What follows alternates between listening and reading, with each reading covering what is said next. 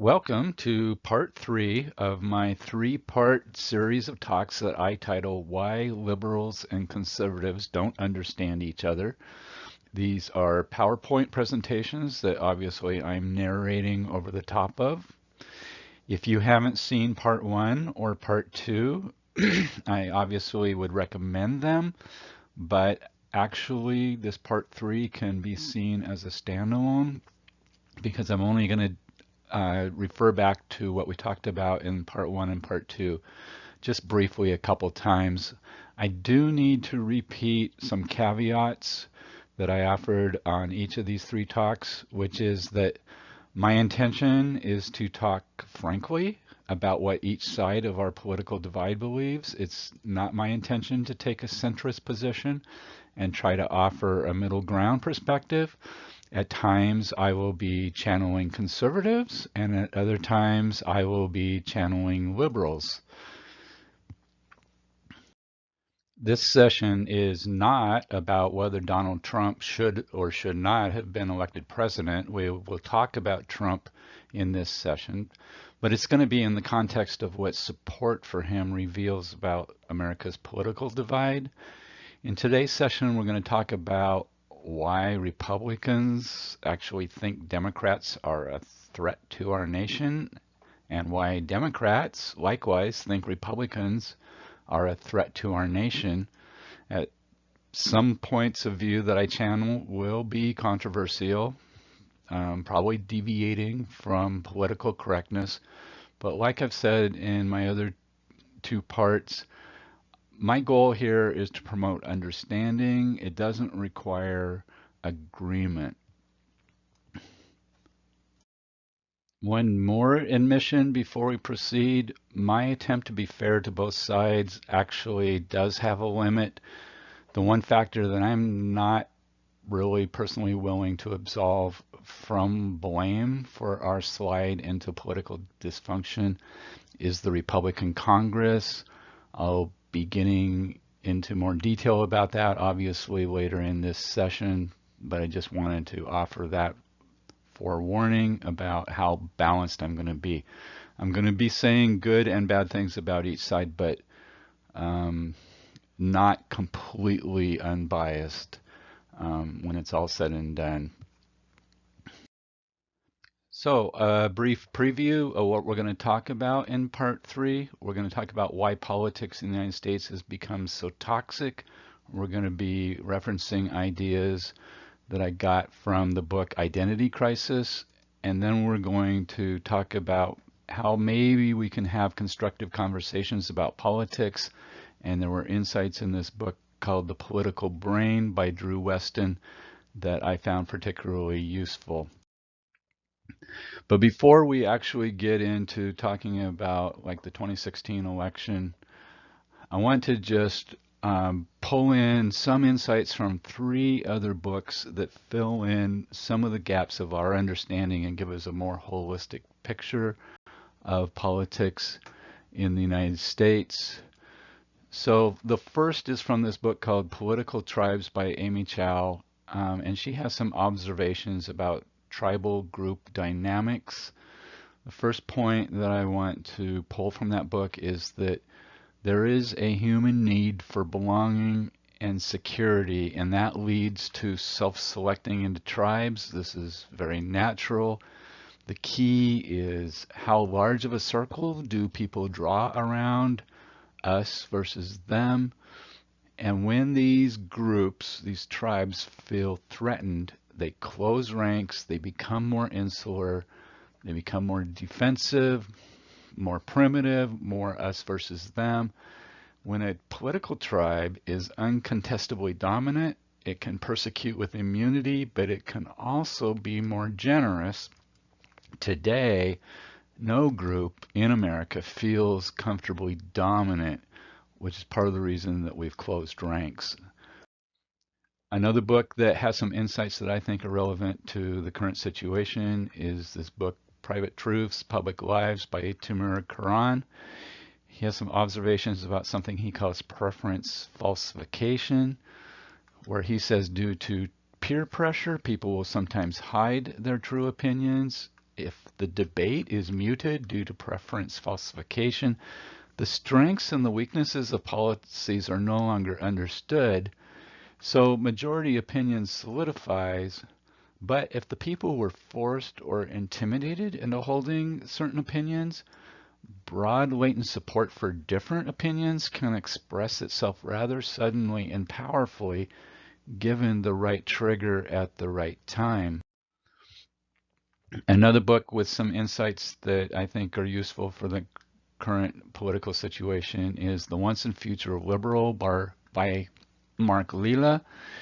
He has some observations about identity politics. First of all, he points out that identities are based on some latent attribute. They're not voluntary associations, thus gender or national origin or sexual orientation or race get elevated over community or even elevated over the political party. And identity group politics is usually an attempt to obtain power when a group is feeling threatened. And aligning with an identity group can allow a person to feel more personally empowered. The tendency, though, is for identity groups to subdivide, which fractures politics more and more. And his conclusion is that ultimately identity groups stalemate the democracy because of this fracturing over identity. So he's cautious, wary about identity politics. So next I'm going to explain some theories about why our current politics are so toxic. As I pointed out in part one, both political parties are behaving as if they were in a death match where losing the national political debate would mean annihilation. So let's see if I can make a compelling case for how the US politics got to this really toxic point. I'm going to go all the way back to the 60s. My subtitle here is Why the Reagan Revolution Happened.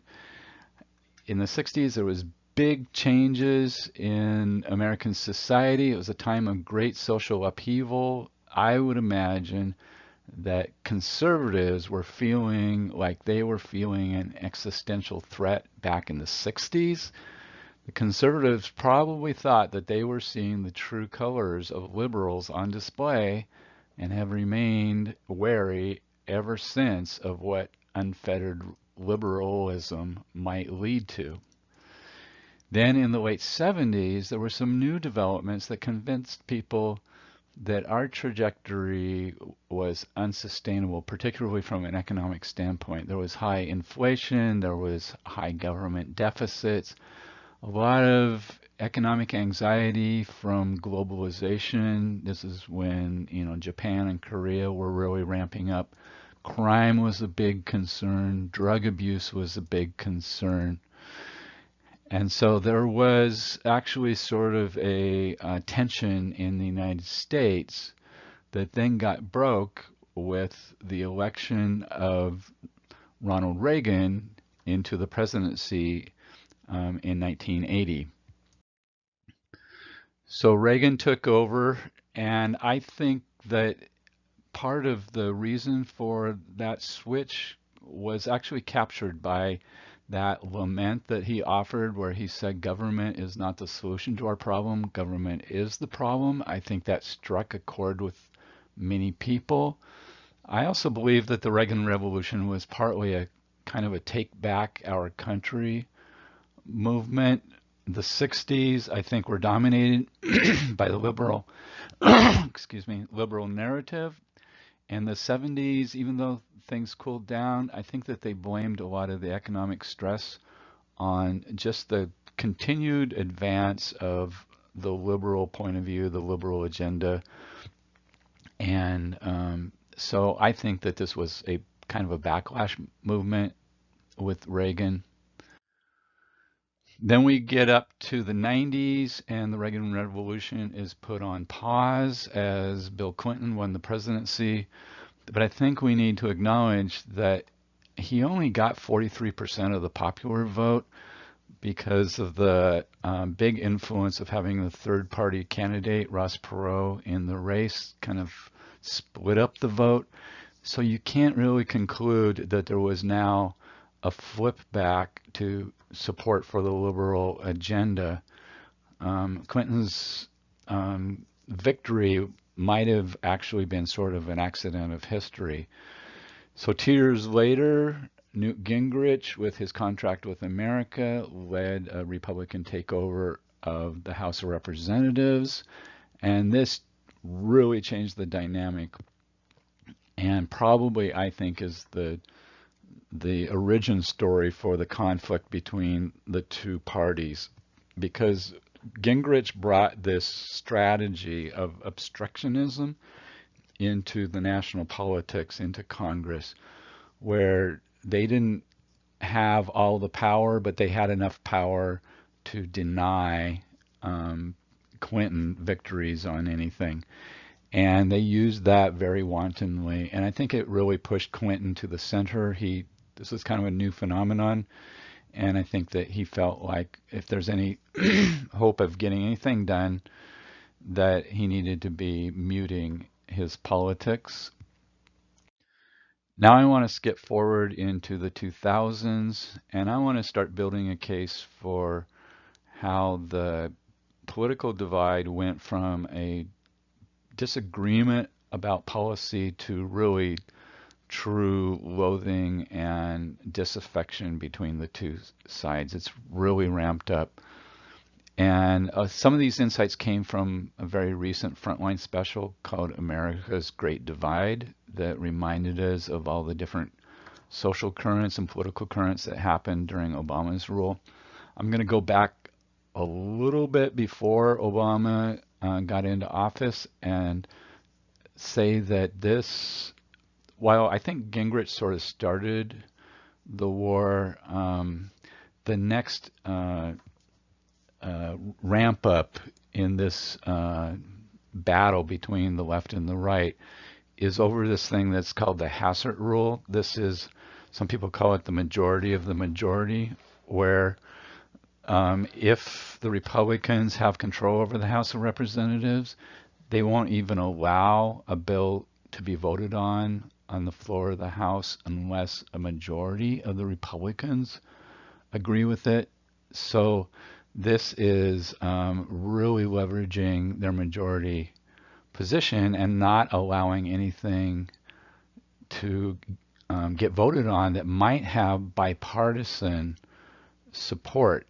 And I think this starts ramping up the irritation on the Democratic side over just where the priorities and values of the Republican Party are. Do they really have, the good of the people in mind if they're not allowing things that do have support on a bipartisan basis to move forward? So then the next thing that happens is we get to the 2008 election, and John McCain gets the nomination, and he tags Sarah Palin as his vice presidential choice. And I think that the introduction of Palin into the national discourse really ramped up the agitation again, because there was a lot of ridicule that was heaped upon Palin that came across as very disrespectful and condescending towards middle America. And so now the Republicans are starting to get a little annoyed at the Democrats and thinking that they're just not on our, they don't understand us and they don't have our values in mind. So we see some escalation going on here. So in the next thing that happens is Obama wins the election. It's kind of a landslide. I think that the margin of victory there was surprising and alarming to Republicans. I think they felt like, oh my gosh, we're completely outnumbered, and that means that we're endangered. And so they really start getting serious about fighting back to hold their ground. And part of the thing that happened here with the Obama um, election is that he ran on this aspirational platform of hope and change, which is kind of a blank slate. But what that means was up for, the eye of the beholder. People could fill in the blank however they wanted. But the main thing that I think was important here is that it really raised expectations. Hope and change makes people expect more, and therefore, when things don't turn out the way that they thought that it was going to turn out, then their disappointment is deeper. So it just sort of raises the stakes. Obama gets into office. He has to do something about the fiscal crisis. They eventually do a bank bailout. But that is seen by middle America as inflicting hardship on the people, but not the banks. And so they blame Washington. They're very irritated about what the priorities were in resolving the fiscal crisis. So this ramps up again the agitation on the Republican side because of Obama's program. Then one of the highest priorities getting into office for Obama was to do something about health care. And the Republicans were resurrecting the old Newt Gingrich obstructionism tactic. And so they weren't willing to play ball with Obama and come to any agreement. They were really bound and determined to deny him any wins. And so eventually Obama decided he had no choice but to pass his health care reform on party lines, which then got interpreted out in middle America as Obamacare being shoved down our throats, not working with the system. And this raised the agitation level on the Republican side. So you can see that there's a bunch of things that are building up here on the Republican side where they're getting more and more irritated at the Democrats. Well, this was able to be leveraged by right-leaning media like Glenn Beck, Fox News. I think that they were using a lot of exaggerations and shading of the truth, but they were very effective at riling up the people. You might remember the term death panels, which was coined by Sarah Palin. And so the level of agitation was deliberately stirred up by the right-leaning media, and the outcome of this was manifested in what's called the Tea Party, which reflected deep anger about the Wall Street bailout and about Obama being shoved down their throats. And this led to an anti-government, anti-tax, anti-debt faction.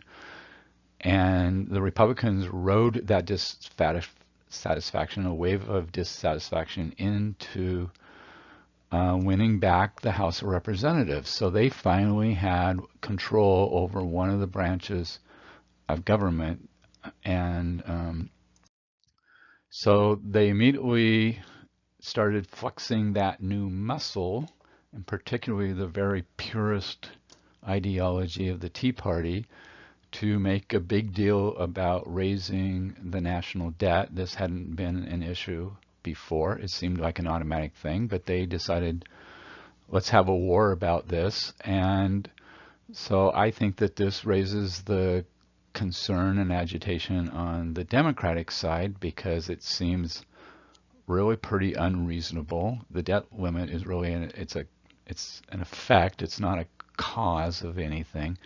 It's a manufactured controversy and just made the Democrats think that the Republicans just aren't a group that we can work with. Next thing that happened that I think raised the agitation on the Democratic side was this birtherism movement where they were questioning whether Obama was actually a citizen. This was driven by fairly radical right-leaning organizations like Breitbart News that just kind of made a controversy out of nothing there. Well, this now again increases the level of disregard that the Democrats would have for the Republicans. You can see that we're building up this pile of resentment and disregard for each other on both sides as we move through this. Next thing that happens is we have the tragedy at Sandy Hook, where there was the shooting in Newtown, Massachusetts. For the Democrats, this made gun control seem urgent and very needed, yet the Republicans ultimately refused to give Obama any wins on that. They refused to do anything about gun control. Once again, the Democrats are going, you guys are not looking out after the good of the nation, and you can't work with you. So again, the agitation is rising again. So there's the 2012 election. Obama gets reelected. The reaction to that on the more right-leaning media was not to reflect on, what do we need to do to make peace. It was more, we need to get more radical, and that they felt the problem was that, we're working too much with the Democrats. Hard to understand how they came to that conclusion, but they just thought that we need to just lock it down and not compromise about anything, get more pure.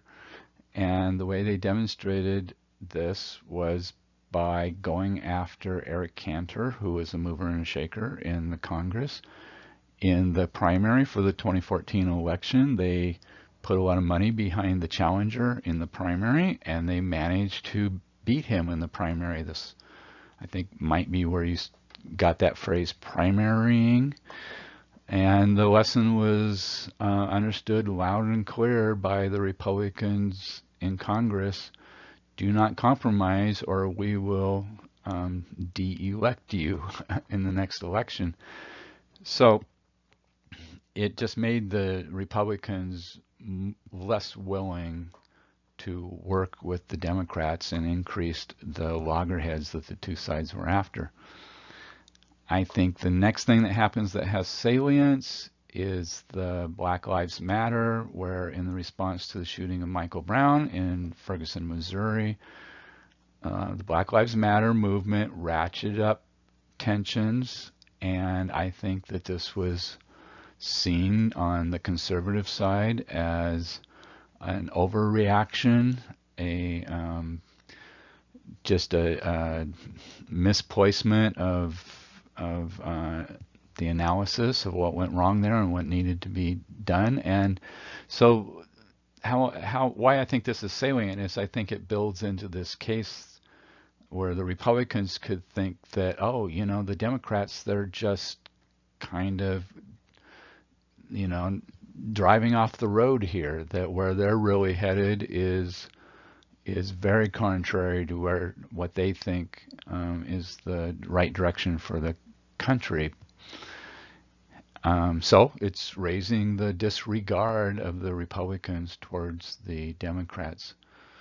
So then we do have the 2014 election. The Republicans actually take back control of the Senate, so now they control the Senate and the House of Representatives. So Obama is sort of stranded. He has really no power, and he's faced with a group that has had the lesson really drilled into them: do not compromise. And so there's just total paralysis in Washington. So Obama's reaction was to just give up and bypass Congress. And so he started looking at ways to use the executive power to actually get some things done that he felt were necessary to get done. Well, that bypassing of Congress then makes the Republicans feel more and more like the Democrats are out of control. They're a danger to our nation because they're going around democracy. They're going around, we have the power. We hold both houses of Congress, but if you're just not going to play by the rules and ignore laws that you don't agree with, then we need to stop you because you're out of control. So you can see that, on both sides, the level of disregard and truly feeling the other side was so much on the wrong path that something needed to be done, that this is a threat to the nation. And I think that total paralysis in Washington then just led to this feeling in the country that there's just no hope of change coming out of Washington, and led to this anti-government, anti-establishment feeling like it's just so screwed up, and they have their priorities all wrong, and just throw out the bums kind of a thing. So to me, this sets the stage for the 2016 election, where you can see both sides are thinking the other side is a mortal threat, and that they're in a death match for control over the destiny of our nation. So this is another way of demonstrating how the two political parties have become more separated, I'd say more purely aligned based on values. And this is research done by the Pew Center, and they've about every 5 years they do some surveys and try to assess the people in each party and what their ideologies really are. And we start with 1994 when they first started this, and it didn't used to be that the political parties were so ideologically pure, that there were a number of conservative Democrats and there were a number of somewhat liberal Republicans. The differences, the alignment with the parties had more to do with economic interests and maybe class, not so much cultural values. But then over time, there's been this sorting, and I think it was deliberate that the parties saw that they could maybe beef up their numbers by appealing more to values than they did to class interests. So I have a little animation here where it's going to show 6 years of 6 different readings of this political divide, and you're going to see how it evolves over time. So let's just put it into motion here. So now we go from 94 to 99, and things have moved apart a little bit, but not too much. 2004, we actually moved closer together, but by 2011, we've moved apart again. By 2014, moved apart even more. And then here's the last reading, 2017. The median between the two is much farther apart than on any of these other readings. And frankly, you can see that the Democrats have become a little bit more purely aligned than the Republicans. The Republicans are spread out a little bit more than the Democrats. Now, it's a little hard to see in that prior animation where those medians were moving, because it's kind of interesting. So I've drawn these lines here with the arrows that show where the medians were moving. And the interesting point is that for a while there, both the Democrats and the Republicans were shifting somewhat more liberal until we get to the Obama administration. And that's when the Republicans reversed tack and they started to become a little bit more consistently conservative. Whether or not this was because the party was just attracting conservative people and people were sorting, or whether people were genuinely rethinking their how much they believed in the liberal cause, don't really know. But that's where we start separating again, and you can see that then there was a real acceleration on the liberal side, sort of self-sorting here, where they became much more liberal than they used to be in the Democratic Party, and the Republican Party has continued to get a little bit more conservative. So now we're quite a ways apart. This is actually manifested in out an out hatred, partisan hatred towards the other party, where they started, measuring this back in the 1980s, and it has now gone beyond just disagreement about ideologies.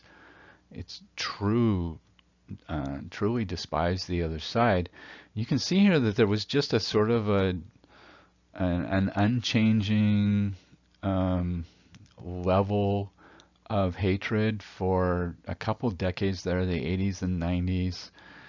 20% or below of people actually despise people in the other party. But then in the middle of the Bush administration, that's when the Democrats actually were the first ones to start really despising the Republicans. Republicans were still on the 20% range, but the Democrats went up to nearly 30%. Whether this was a reaction to George Bush Jr. himself or things like the Hassert rule that I was talking about, the refusal to play fair in the House of Representatives, I don't know. But the disregard felt by the Democrats towards the Republicans continued to increase there in 2008. And then once Obama got into office, that's when the Republicans really started to catch the same kind of fever about Democrats. And so in those 4 years, the percentage of people on the Republican Party that truly hated people on the Democratic side doubled from 20% to 40%. And now by 2016, both parties are about the same place, almost 50% of each party just actively disdains, hates the other side. This is just really remarkable and alarming. So what do they think about the other side? Here's another poll by the Pew Research Center. This is actually, they did one in 16 and then in 19.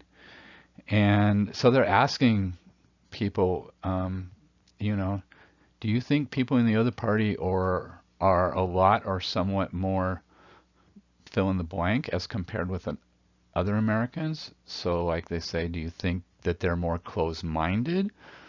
And currently, 3 out of 4 people on the Democratic side think that Republicans are closed-minded, and about 2/3 of Republicans think Democrats are closed-minded. They asked about whether they're immoral, and this is about half on each side think the other side is immoral, which is kind of strong. Do you think they're lazy? This is actually a bigger issue for the Republicans than it is for Democrats. But then this last one I think is just really interesting. Do you think they're just unintelligent? And yeah, 1/3 of each people in each party think the people in the other party are just plain stupid. That's really interesting and alarming. Now, before I go on to the election of 2016, I want to make a couple of points. These theories that I'm going to be presenting they're kind of a combination of various opinions that I've read, and there are controversial and sensitive things that I'm going to be talking about here. But I believe that you have to know what the problem is that you're trying to solve before you can make any progress. So we have to look at it very frankly and openly. I'm going to end up being highly critical of both sides on our political divide. Remember, my goal is to promote understanding. It doesn't require agreement. So this is the question, the big question. Why was Donald Trump chosen over Hillary Clinton for president? And what I'm going to do here is reference some in-the-field interviews that were done actually before the election of 2016, so in that fall, and they were in Pennsylvania and asking people that were supporters of Trump why they liked Trump, why they were supporting him. And so there's of course, a wide range of responses, and I'm just going to be reading them off and then trying to build some, themes off of this. But these are just you know, just a lot of different comments that were coming up. For one thing, they thought that he would be bringing back manufacturing jobs. He would be reducing taxes. He would rein in the out of control spending by the government. They said that Trump will shake things up. He's a businessman, so he can fix our economy. He's going to be getting immigration under control. I think they liked Trump's assertiveness and bravado and the energy that he brought. And they felt that he would be looking after the interests of those who have been left behind. Furthermore, they were tired of being disrespected by elites and by the media, and they liked that Trump tells it like it is, that he's willing to tell the truth. I think people identified with Trump as a person. Furthermore, he'd do some of the baseline things. He'd appoint conservative judges to the Supreme Court. But then also, they didn't like Hillary Clinton. They didn't feel that Hillary was honest. They felt that she was too liberal. They didn't feel like she cared about everyday Americans, and that she was in the pocket of big money and big business. So like I say, I wanted to find themes here. So here's all those comments, and I've got over here on the right-hand side root causes, which I think are the meta themes. So a bunch of the first questions really had to do with the economy and economic anxiety that's being expressed in different ways there. The next section really had to do with identity and culture that he was addressing very effectively for them. And then the last ones were the negative partisanship, why it was more of a, I'm voting for Trump because I can't vote for Hillary type of a deal.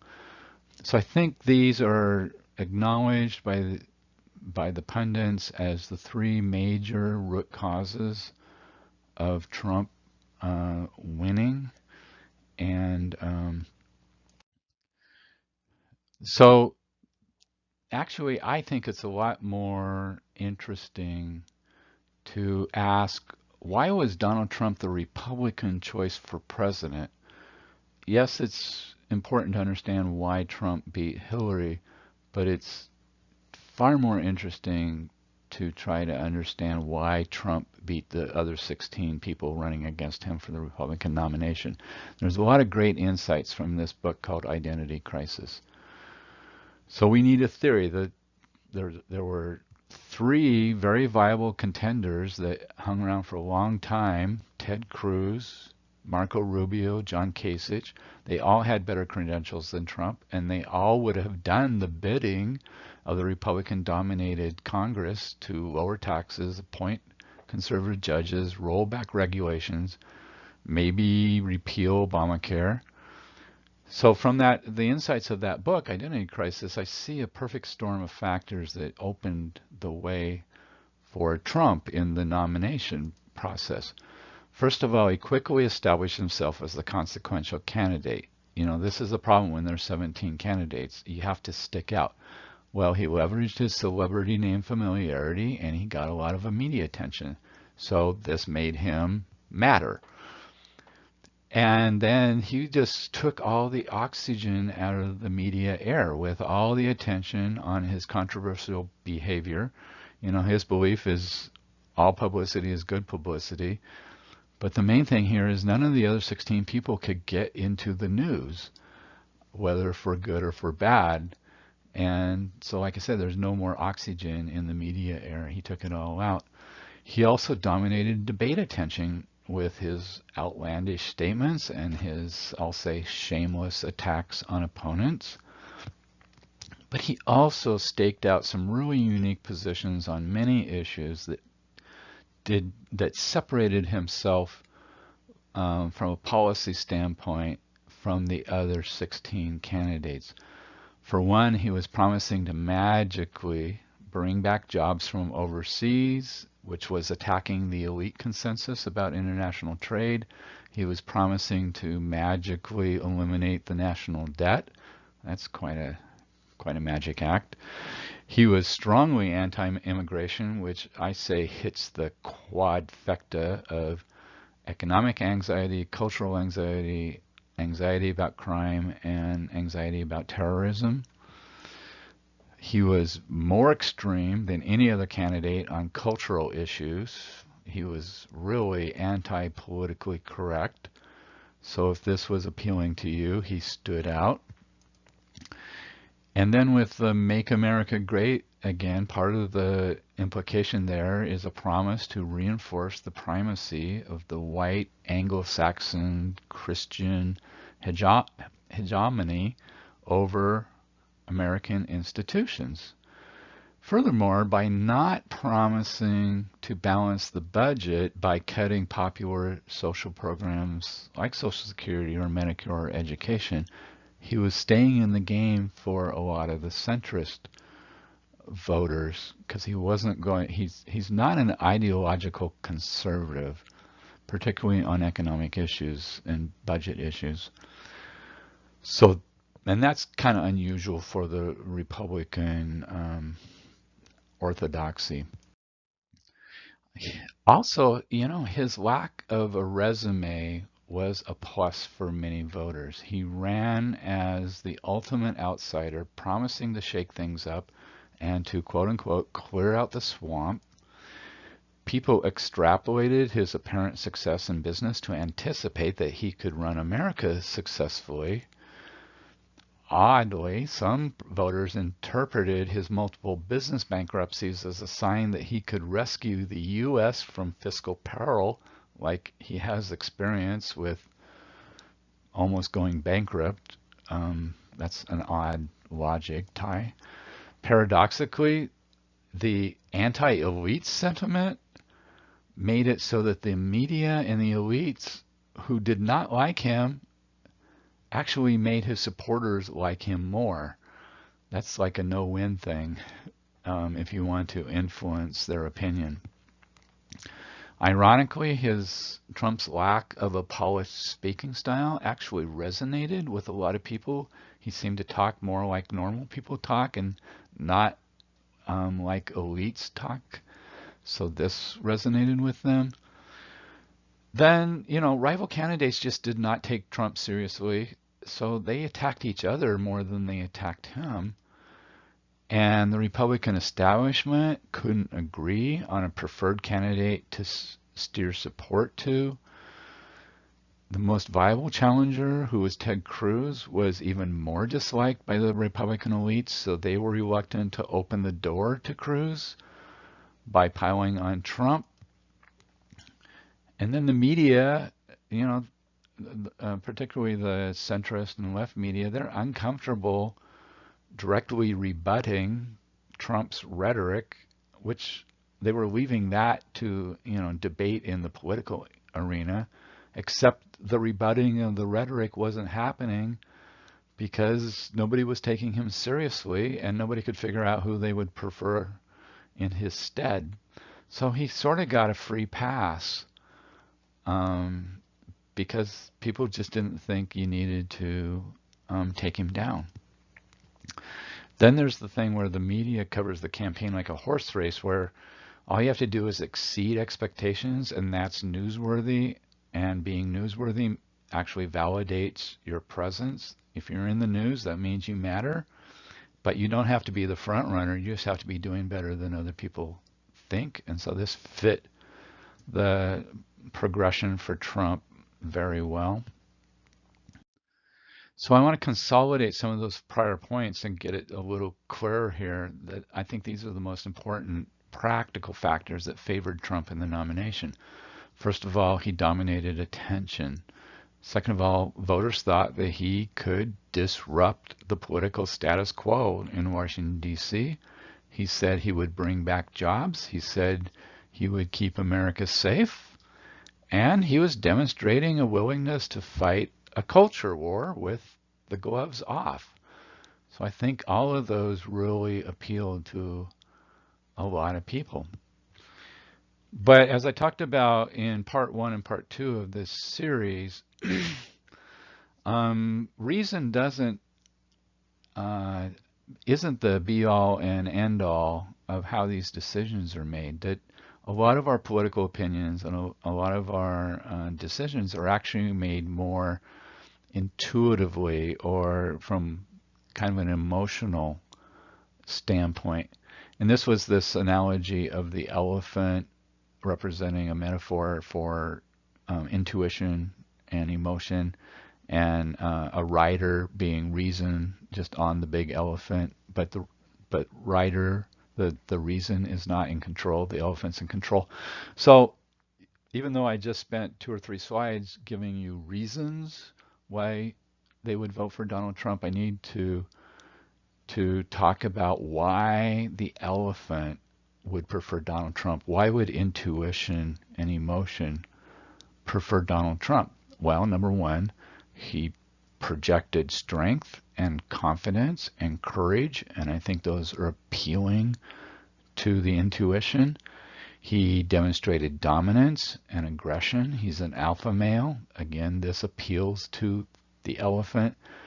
He was demonstrating respect for their values, which is an emotional resonance that people feel. He expressed an understanding of and sympathy for their problems. Again, emotional resonance. He blamed others for their problems, specifically the government and the elites. I think this is always attractive to have scapegoats.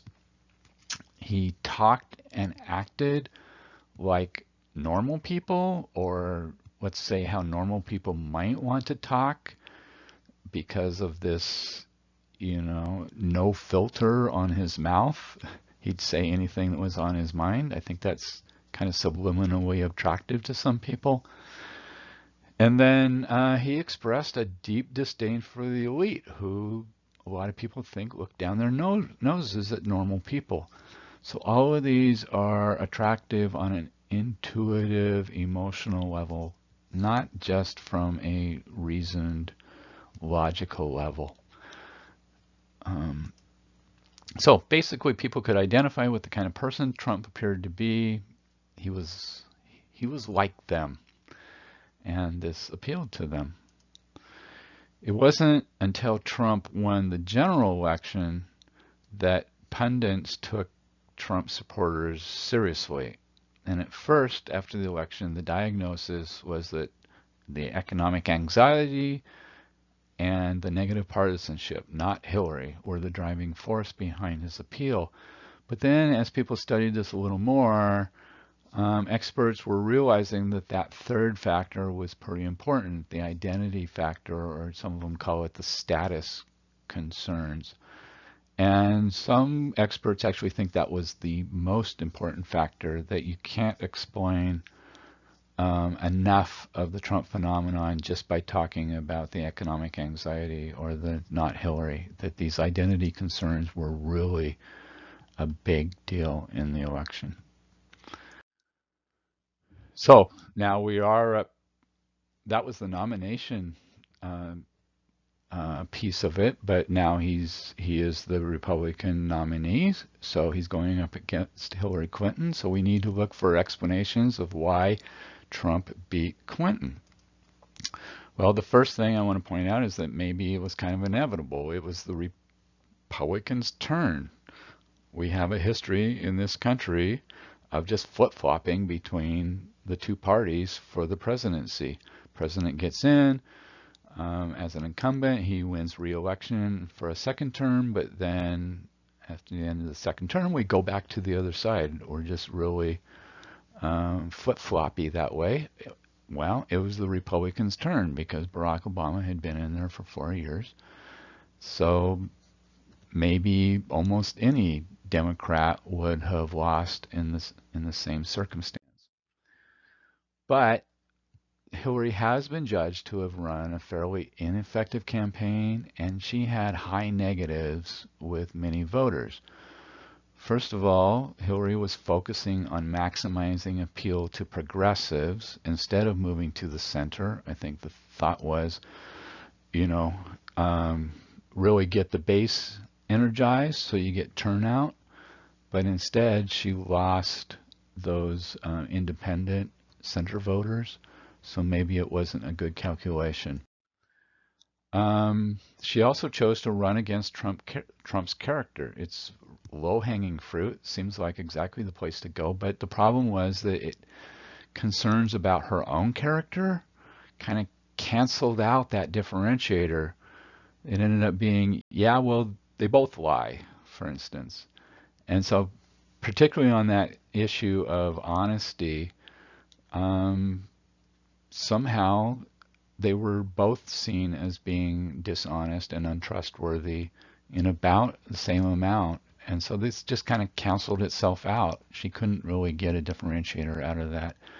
Now, the Comey letter and WikiLeaks, yeah, they had an effect because they kept the spotlight on her character. And she was making it about character, and it wasn't working for her. Furthermore, gender bias probably was an influence here. There appears to have been a net negative as men voted against her, but women did not rally to her. She really didn't get any more votes from women than Obama did, whereas Trump got more votes from men than McCain or Romney did. And then, just as a person, she personified this elite that allegedly looked down their nose at the rural working class. You know, her whole pedigree is West Coast or East Coast elite. No matter how much you talk about how much you understand, you know, people in the country, if that isn't how people see you, then it isn't working for you. Now, I think it's indisputable that this election really came down to three states, Pennsylvania, Michigan, and Wisconsin. And so it really, really matters, how did they make their decision? That's what it really came down to. Well, in those states, in the Rust Belt, the Republican values agenda, the identity agenda, and things like abortion are very important in those areas. And furthermore, Trump had this plan for jobs. He was going to bring back jobs that had been sent overseas. So this really ticked the boxes in those three states, whereas the Democratic values agenda was felt to be more threatening to their status or their identity in the Rust Belt. And furthermore, they didn't really have a plan for jobs. They talk about it, but it didn't really sound like a plan. So just on those two things, you could say, well, I'm not that surprised that the Rust Belt thought that Trump could do a better job for them. And then really what happens is that they decided that his policy priorities and his unconventional approach, you know, stir things up, that was just judged to be more important than his character. Ultimately, you figure out what your highest priority is, and then it's really hard to say, oh, you know, they hit the boxes over here, but there's this character problem. It's like, no, it's so important to me to mix things up or, you know, change the dynamic up there. So we're going to overlook his character. It's just a priority thing. In the conservative media, they're very effective at increasing fear of the other side and loathing of the other side. You know, when we talked about personality types, fixed versus fluid, from the book Prius or Pickup, fixed people, conservative people, they tend to be wary. They tend to be sensitive to these messages of potential danger and harm. And so conservative media really works more effectively than liberal media in this regard. The Rust Belt voters, they were, many of them, just more strongly anti-Hillary and not so much pro-Trump, but you have to make a choice, and the anti-Hillary was a bigger deal for them. And I think you just have to admit that Trump really energized his supporters. Hillary did not, and it gets reflected in the voter turnout rates. Hillary did not get an exceptionally strong turnout. Of course, it's hard to compare yourself against Barack Obama in that regard, but um, nonetheless, I think that's the part of the conclusion. So we just kind of built the case about why Trump was the nominee for the Republicans and why he did beat Hillary. Now we have to ask the question, since he got elected, why have the Republican Senate and House members supported Trump so unconditionally? This is a whole different phenomenon from why he got elected in the first place. Why is he unconditionally supported now that we've seen what his governing style is in office? Well, the most obvious explanation is that Republicans concluded that holding on to power is the just cause that rationalizes everything else. In other words, for them, the end absolutely justifies the means. Holding power is the most important thing for them. What is really jaw-dropping for us on the other side is how many principles and values and norms have been set aside in this single-minded effort to hold on to power. They may succeed in it at holding on to the power, but they're left with an empty victory. But let's look at this from two directions. First, why might have the Republican leadership felt like Democrats were an existential threat to America? This is giving them just a smidgen of benefit of the doubt that maybe there was, in their mind, a just cause to hold on to power by whatever means necessary. And then we'll return to, even with that conclusion, why are they letting our democracy implode? So let's talk about a plausible case for why conservatives might feel like the character of the nation is under threat. I talked about the executive actions of Obama.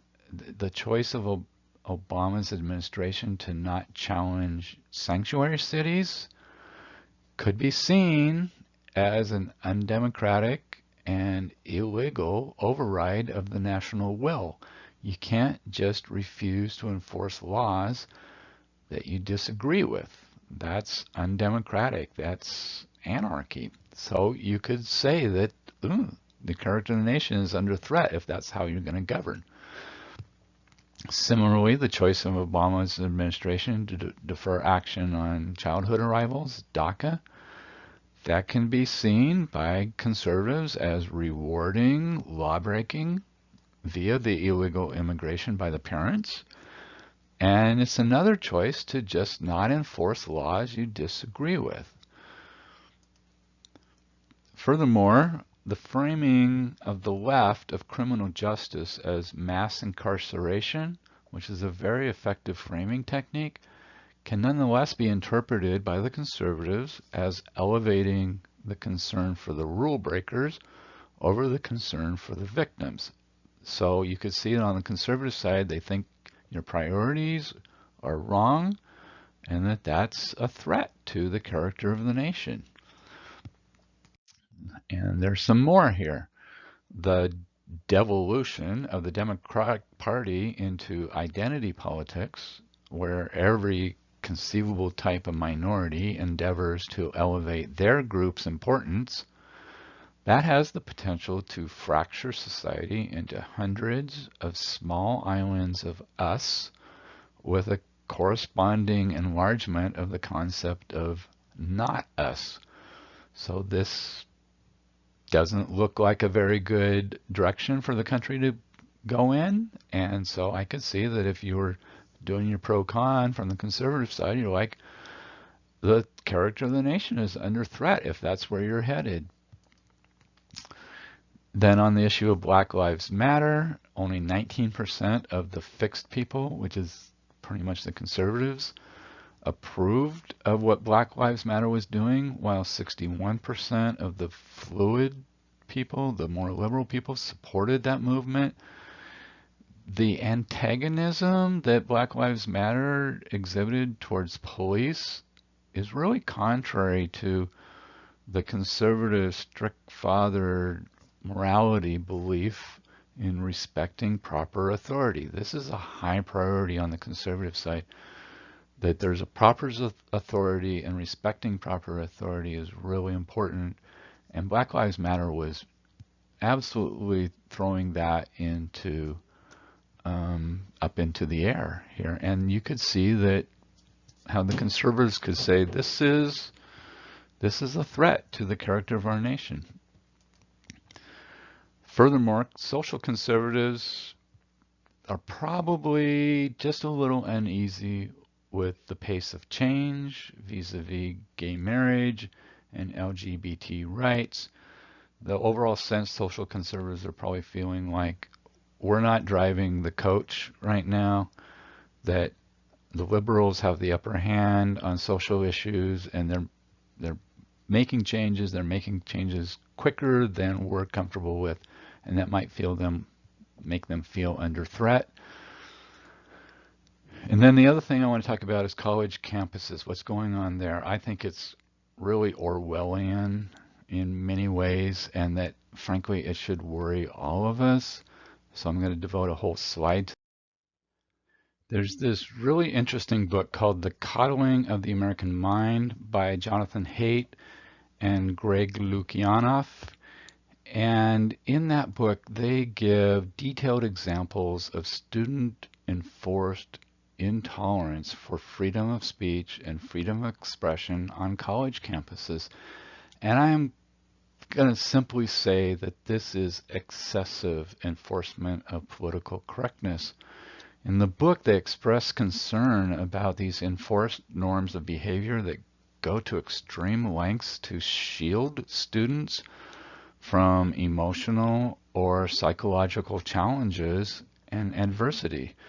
And some examples of this are trigger warnings, microaggressions, cultural appropriation, and call-out culture, also sometimes called cancel culture. And their point is that this hyper protection from adversity is the opposite of preparing people for the adult world. By prohibiting free speech or a balanced inquiry of anything and everything, it's going to stunt their intellectual development and not supply them with the cognitive reasoning skills they need later in life, including their role as voting citizens in a democracy. So this concept of microaggressions, it teaches everyone to think of themselves as a victim. It's equating emotional with physical harm, and that's just not a realistic equivalence. Emotional reasoning is going to be counterproductive later in life. Assuming the worst about everyone is not healthy for the community. And furthermore, unjust accusations really increase the animosity and also is not healthy for the community. If these are the previews of the logical progression of how identity politics will play out, I think we all should be alarmed. So I've said that both sides think the other side is a threat to the nation's well-being, and there's polls that actually show this. This is, again, a Pew Research Center poll, and 41% of Democrats actually view Republicans as a threat to the nation's well-being. This is in 2016. 45% of Republicans view Democrats as a threat to the nation's well-being. So not just making this up, that this is truly what a lot of people feel, like there is an existential threat here. So let's return to this question about why have the Republican Senate and House members supported Trump unconditionally? Yes, I just laid out a bunch of reasons why they might be kind of alarmed about where the Democrats are taking us, but nonetheless, I refuse to absolve the Republican Congress from responsibility for our deep political divide, starting with the obstructionism of Obama and now the enablement of Trump. Donald Trump is destroying America. Trump has no moral center. He lies all the time about anything and everything, which is an assault on truth. He has no capacity for shame, nor any concern for the welfare of anything outside of his personal circle of care.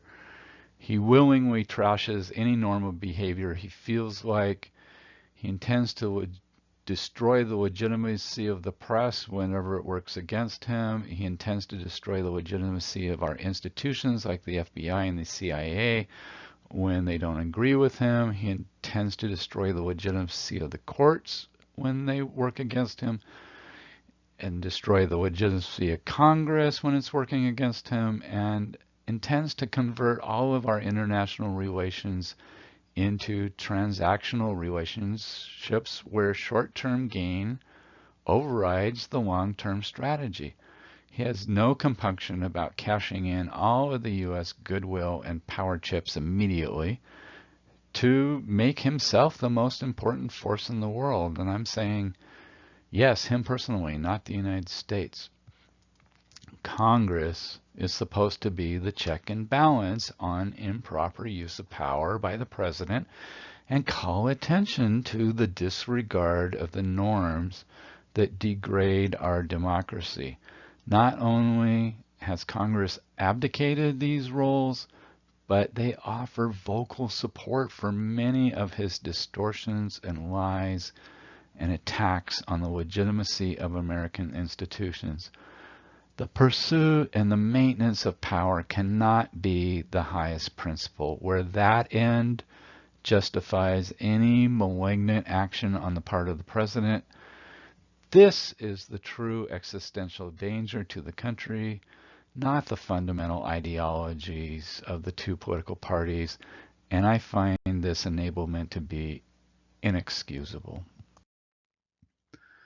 So, I've just sort of skewered the Republican Congress. What do I have to say about the Republican base? Why do they support Trump unconditionally? Because I think it requires a somewhat different explanation.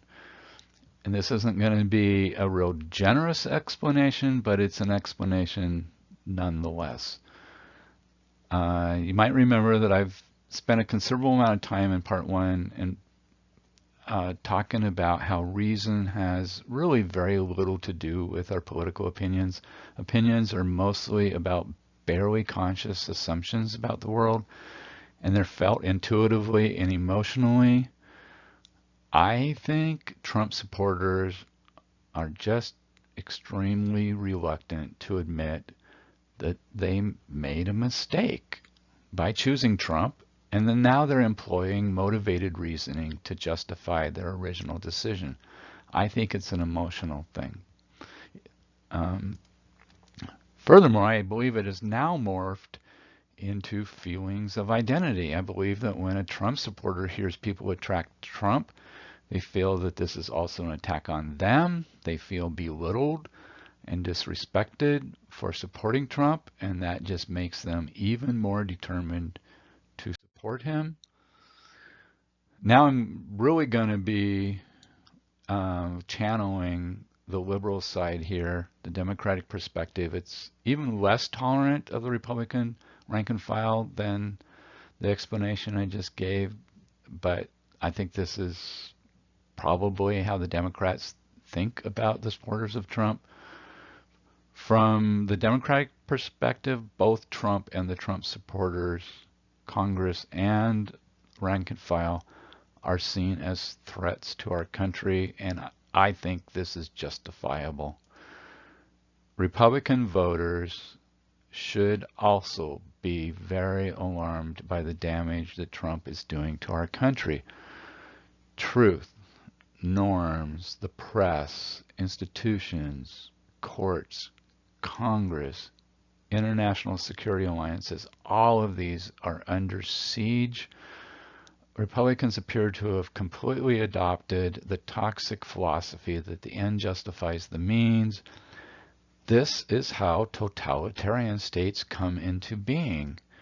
to allow our democracy to be destroyed because it would hurt your pride to admit you chose the wrong guy, that is an abdication of citizen responsibility in a democracy. You have to rise above that and do your job as a citizen. So, in short, Democrats, I think, can reasonably conclude that Republicans cannot be trusted with governing power in the United States right now. So, yes, it is entirely understandable the liberals now feel existentially threatened by the Republican agenda. So I've painted a pretty dire picture and a depressing picture of contemporary politics. But oddly enough, I'm somewhat optimistic. I think that once Trump is out of the equation, the heat will turn down somewhat. He is such a polarizing figure, and each side keeps ratcheting up their levels of outrage or defense. I think without Trump to fight about, we can go back to just fighting about our political priorities. I like to use the analogy of a divorce. When a marriage has gone sour and the animosity gets ratcheted up higher and higher, you doubt that you will ever feel anything better than raw anger and disgust.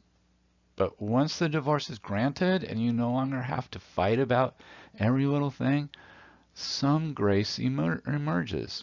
It's kind of a truce, a goal of trying to tolerate each other enough to deal with your future joint responsibilities that can come out of it. And that's my hope for us.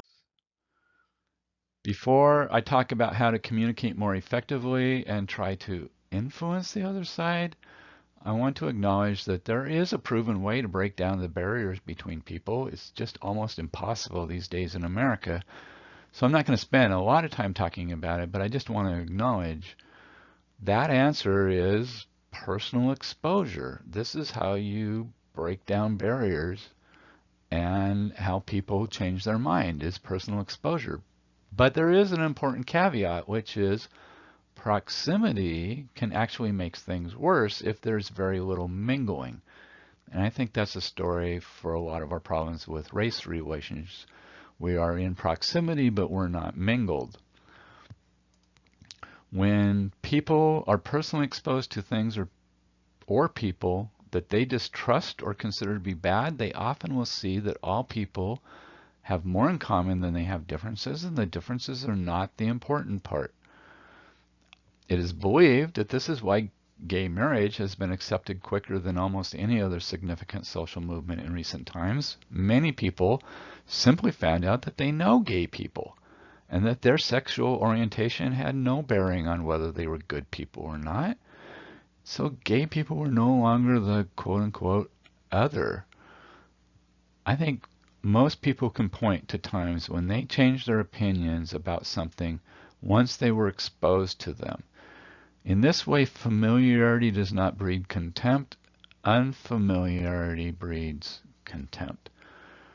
The problem we have is there's so many societal forces that are working against people getting exposure to ideas or other people that are different from themselves. We have self-segregated in so many ways. People can choose the state, they can choose the region or the neighborhood or even the school and choose to be with people who think and act like themselves. Now, our media is very influential, but it's so easy to self-select to only reinforce and amplify our pre-existing beliefs. We love that affirmation. In my honest opinion, expecting conservatives and liberals to force themselves to intermingle in person or in the media is frankly unrealistic. I wouldn't put all my chips on that square. So, in lieu of liberals moving to Kansas or Spokane or joining the Foursquare Church or watching Fox News and reading the Drudge Report, let's just start with considering how to have a civil conversation with a person from the other side. Or let's increase the stakes and consider how to make the other side think, you make a good point. I have two constructive suggestions. One, liberals have to get better at explaining what we believe and why. Two, we frankly need to be better listeners. So the good news for liberals is that regarding the presidency, we don't have to convince the 40% of unpersuadable conservatives. Democrats just need to win back a lot of the 7% swing voters in the swing states. That's the goal. It's achievable. Believe it or not, winning back the swing voters is the easy part. I have a third recommendation for winning back the presidency. The third recommendation I have is that the liberal side needs to unify. Identity politics is the politics of division, and those divisions weaken the Democratic Party.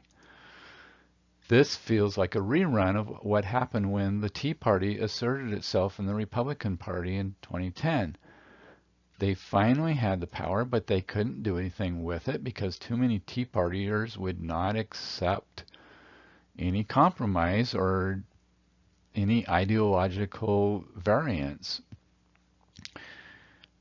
The reason that we need to promote unity and sort of put identity politics to the side is because, conservatives are going to be here and be a strong force for a very long time. Compromise is going to be a fact of political life for a long time. And if the Democratic Party continues its slide into identity politics, that pursuit of the perfect is going to crowd out the achievement of the possible. Democrats, you can fight for lofty principles, but you need to be willing to accept limits to how fast and how far the U.S. as a whole is amenable to change. And I say that putting identity politics on the back burner is not surrendering, it's just combining forces on the left for maximum effect. So, how can liberals get better at communicating liberal principles? I say change up your game, liberals. Being right is not enough. You need to talk to the elephant. You need to talk in terms of intuitions and feelings, not just reason. This was probably Barack Obama's biggest weakness. He was very deliberative, and he felt that the hard part was figuring out the right solution. But he was wrong. The hard part is getting everybody else to agree that you have the right solution. And in order to do that, you don't appeal to the head, to the writer with reason. You have to talk to the elephant. You have to talk values, intuitions, and feelings.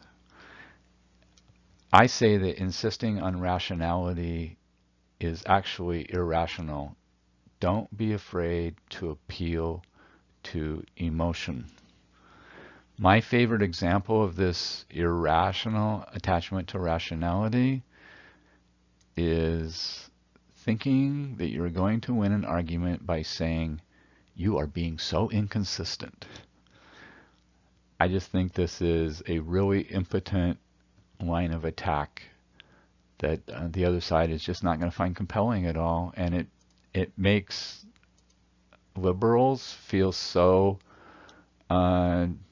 justified in what they believe, but they're really missing the point. They're talking about the wrong thing to the wrong part of the other person. So I read some interesting ideas about how to be more effective at persuasion at the personal level, the micro level. One article summed up their ideas as: one, frame your response around the listener's value system, not your own value system. This is really, really good advice.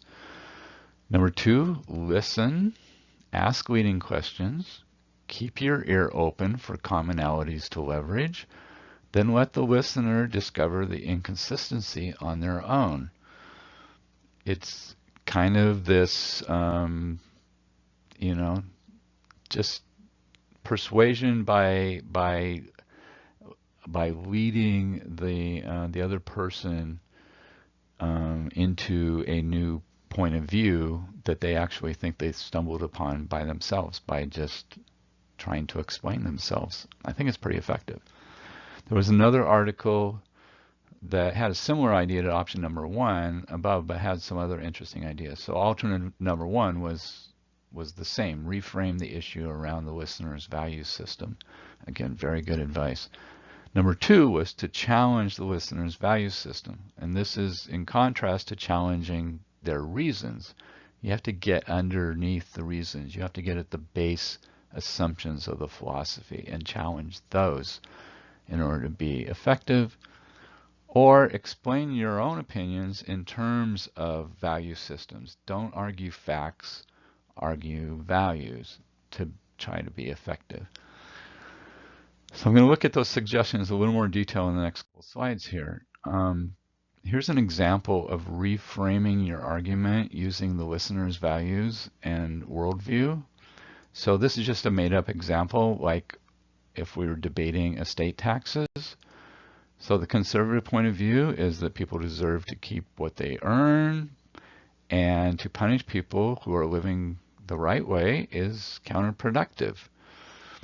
The liberal response is, well, these bequests, they just keep widening the wealth gap, and studies imply that the motivation to succeed is not going to be hurt by increasing the wealth tax. In other words, it's effective and efficient policy, and it makes perfect sense to tax the inheritances. But this is using reason and logic to argue, not values. So here's an alternate liberal response. You accept the conservative values, but you offer a new twist. So you might say, well, you know, many times the children receiving the bequest end up indulging themselves in a very hedonistic life, and they don't end up developing the character traits that conservatives value. This might cause a conservative to go, you have a point. Another alternate response is to reject the foundation of the conservative values. So you might say, for instance, well, you know, often the very rich receive rewards that really exceeded their deservingness. In other words, they didn't necessarily earn all of the money. So, you know, paying some of it back in inheritance taxes is not unfair because, you know, luck or timing or other causes may have been in play when they were earning these fortunes. So again, you attack the fundamental assumption that they earned it and they deserve to keep it. Or another liberal response is defend the liberal value framework of maximizing overall well-being. You just assert that the rich can afford to take the hit in support of a healthier overall society. Sell the idea of, you know, overall benefit, you know, benefit to society. So let's talk about some insights that I found in the book, The Political Brain by Drew Weston. And Drew Weston is a psychologist by training, but he dipped his toe into political analysis in this book, The Political Brain. And he starts with similar insights as The Righteous Mind and Moral Politics with regard to political opinion being based on intuition and emotion and other psychological factors, but not really primarily on rationality. So my one-sentence summary of his suggestions would be, have the courage of your convictions. So he asks the questions, why are Democrats unable to run emotionally compelling campaigns? And I guess before I go further, I want to point out that we've sort of moved off of the micro-personal one-on-one techniques where, you know, you're framing things in other person's values. This is more on a political a larger context where you're trying to be persuasive in a larger context. And so that's where, because some of these suggestions might actually backfire on a person-to-person basis. So here's my summary of his analysis. First of all, liberals believe reason is morally superior. They believe that reason can provide both the means and the ends that are needed to come up with good policy. They believe that using emotions in political debate is inherently manipulative. They have a discomfort with glossing over complexity. They have conflicted feelings about the appropriate use of aggression. And they have a discomfort with using negative ads. So the point here is if you're trying to evaluate who's going to be effective at carrying forward the message, a political message, an activistic message, is look for, evaluate based on these terms, because it's frankly the people that are sort of breaking out of these norms that are probably going to be the most effective. So these are the norms to actually look for and guard against if you're looking for effective liberals.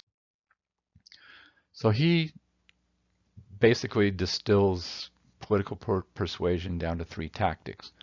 Show some moral outrage, appeal to people's better angels, or better yet, tie your argument to scripture, and define we broadly to include the people you want to draw in your camp. So here's some tips that he has for being an effective debater and defender of the democratic point of view. And again, I want to say these are in the more global sense, community-wide sense, not one-on-one. I wouldn't recommend these for one-on-one. So the first is tell the truth, but do it with the righteous indignation of someone who has the right to be indignant, i.e. show the moral outrage. Don't just play defense, go on the offense if you're attacked. Be direct and aggressive. Don't be afraid to call a spade a spade. Get in front of efforts by the opposition to introduce fear or uncertainty or doubt. And don't be afraid to use your moral worldview to draw a contrast with the opposition. As I reflect on Drew's points, what occurred to me is that on the middle level of political engagement, at the identity group level, those tactics are being used pretty darn effectively. For instance, I would give Black Lives Matter an A+ rating on all of those bullet items on the prior slide. Be confidently indignant, go on the offense, call a spade, anticipate the other side's arguments, pit your worldview against their worldview. I think they've done a fantastic job of that, which is why Republicans find them so scary. For that matter, I thought Randy Schiff did an excellent job using these techniques in the impeachment trial in the Senate. In my imaginary world, his turns of phrase would have been bold headlines in the newspapers. I thought he did a great job. But aside from that example, it seems that on the national level, as the stakes get higher, our politicians really start hedging. They're afraid of alienating people. They're afraid of being counterattacked. Parties really need a master narrative and an ideology that stands for something and stands against something. I say that if politicians are not making some people defensive, they aren't doing this right. So this fear of alienating people, I think, is a bad trend for Democrats. So here's an example of what his points about effective persuasion. It's kind of a case study. In 2006, the Supreme Court had rebuked President Bush over his policy that the U.S. government could hold enemy combatants indefinitely. The Republican Congress then created a bill that in fact directly stated that the president could do that and more. When the Democrats complained, the House leader took up the charge, saying, "The Democrats' irrational opposition to strong national security policies that keep our nation secure should be of great concern to the American people." One part of a congressperson's rebuttal went like this: "Hidden in the fine print are provisions which grant the administration authority to maintain permanent records on innocent U.S. citizens, granting the administration new authority to demand personal records without court review, and terminating any and all legal challenges to unlawful wiretapping." This is almost completely an appeal to reason, to the brain. Where is the appeal to the gut, to emotions? Where is the outrage? Where's the indignation? On the next slide, Garson Keillor is going to offer up his own rebuttal in his own words a few days later. I thought he really brought it. So here's the speech by Garson Keillor where he was offering his own rebuttal to the enemy combatant bill in Congress. He says, "I would not send my college kid off for a semester abroad if I were you. This week, we have suspended human rights in America, and what goes around comes around. The U.S. Senate, in all its splendor and majesty, has decided that an enemy combatant is any non-citizen who the president says is an enemy combatant, and that could include your Korean grocer, your Swedish grandmother, or your Czech au pair, who can be arrested and held for as long as authorities wish without any right of appeal to a court of law to examine the matter. If your college kid were to be arrested in Bangkok or Cairo and suspected of quote-unquote crimes against the state and held in prison, you'd assume that the American Foreign Service officer would be able to speak to your kid and arrange for a lawyer. But that may not be true anymore, so be forewarned." The Senate also decided that it's up to the president to decide that it's okay to make these enemies stand naked in cold rooms for a couple days in blinding light and be beaten by interrogators. None of the men and women who voted for this bill has any right to speak in public about the rule of law anymore, or take a high moral view of the Third Reich, or wax poetic about the American idea. If the government can round up somebody and never be required to explain why, then it is no longer in the United States of America as you and I always understood it. Our enemies have succeeded beyond their wildest dreams. They have made us become like them. Pretty persuasive. Also, another option to be persuasive is say it with humor. If you're really good at this, you can use humor and folk sayings to make your point. It seems like indirectly saying something, like through analogies or stories, penetrate better than straight rhetoric. Here's a fun little exchange. This is during congressional debate over a proposed amendment to ban gay marriage. So here's Senator Nancy Jacobs. "Mr. Raskin, my Bible says marriage is only between a man and a woman. What do you say about that?" Jamie Raskin, law professor, said, "Senator, when you took your oath of office, you placed your hand on the Bible and swore to uphold the Constitution. You did not place your hand on the Constitution and swear to uphold the Bible." I've got one last quote I want to throw out from The Political Brain by Drew Weston. It's a quote from a Coptic priest in New York who said, "Humility is a mediator. It will always be the shortest distance between you and another person." I just thought that was a very wise saying. So I have some final thoughts for the dispirited, left-leaning person. First of all, having a different worldview is not a character defect. So I think it's healthy to stop demonizing the other side. They just have a different worldview. Anxiety and fear lead people to be more defensive and less generous. This is natural. Obama was a destabilizing figure because he symbolized change, and so expectations were really raised, and raised expectations can later lead to pretty deep disappointment. This, again, is natural.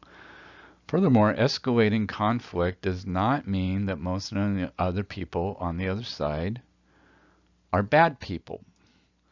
Trump himself just raises the stakes considerably. Our differences right now seem unbridgeable, but when we no longer have Trump to fight over, sanity may return. We need to be ready to respond to any opportunities for reconciliation after the Trump era.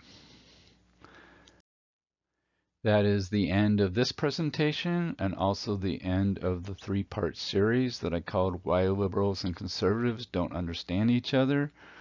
I appreciate that you stuck with it and made it to the end, and I hope that there was some good food for thought in there. Thank you.